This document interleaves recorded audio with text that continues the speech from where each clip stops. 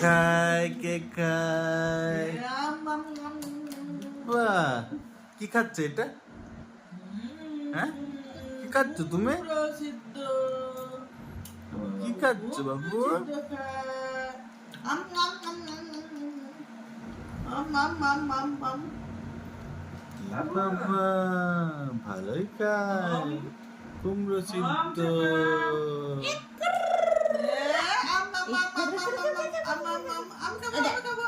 আমি খাবো, আমি খেয়ে নেবো, আমি খেয়ে নেবো, আমি খেয়ে নেবো।